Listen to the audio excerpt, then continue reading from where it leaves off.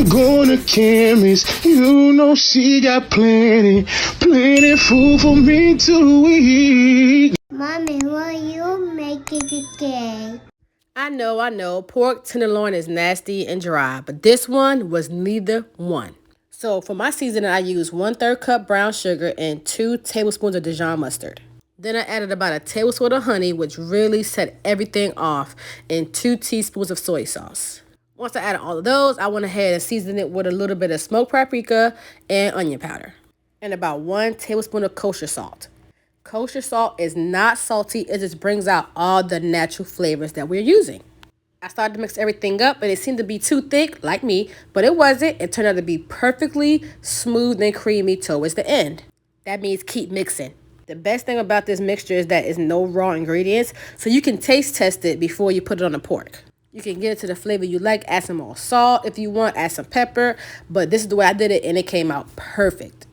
After I got the consistency I needed to be to lay it on the pork, I went and washed my pork and got it ready. I am baking mine in a cast iron skillet. You can use a pan, a baking dish, whatever, but this is what I wanted to use.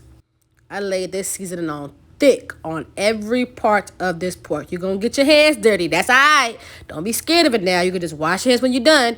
Get your hands dirty. Make sure every crevice is covered in that delicious mixture. Now, I got this pork loin on sale. I love me a good sale. And it came with 2 pork loin, but I decided to cook one in a cast iron and I air fried one just to see how it was. So if you want to, go ahead and double the mixture to use on both. Now for my potatoes, I got some very Petite.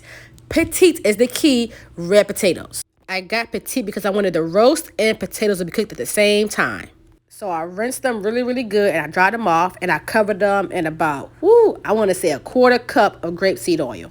Then I seasoned it with a handful of fresh chopped parsley, about a teaspoon of 2 of sea salt, and then about a good hefty tablespoon of onion powder and smoked paprika, and then I put about a teaspoon or so of sazon.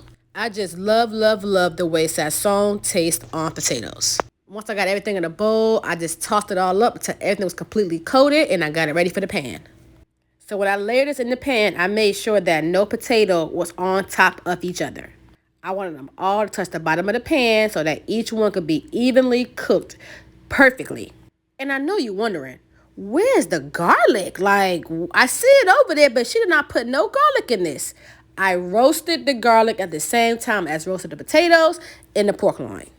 I am really killing 3 birds with 1 stone right here, and it worked out perfectly. Then I threw in some fresh thyme, some fresh rosemary, and about a 1/2 cup of chicken broth. Now I poured chicken broth on the sides because I did not want to rinse off any of my seasonings off the top of my vegetables or my pork. After I got enough broth in there, I went ahead and covered this with some aluminum foil. Yes, I said aluminum foil. And I put it in the oven on 400 for 30 minutes. Now that's more than enough time to go ahead and get your veggies ready. You can steam them, you can air fry them, whatever you're going to do. I ate broccoli with this and it went so well. You can use Brussels sprouts, you can use green beans, up to you. Now, if you don't have aluminum foil, you can use the top of a pan or whatever you have to cover that pan. But just keep it covered for at least 30 minutes. Now, you don't want to open the oven, open the aluminum foil at all for that 30 minutes, okay? Keep all that moisture and that heat in that pan. Now, this is a trust the process kind of moment, okay? Trust the process. When time is up, take it out and baste it with that chicken broth, okay? Baste it a good 3 or 4 times. Potatoes too, everything getting basted. Then back in the oven for 5 minutes and then broil for 2 minutes and you get to go.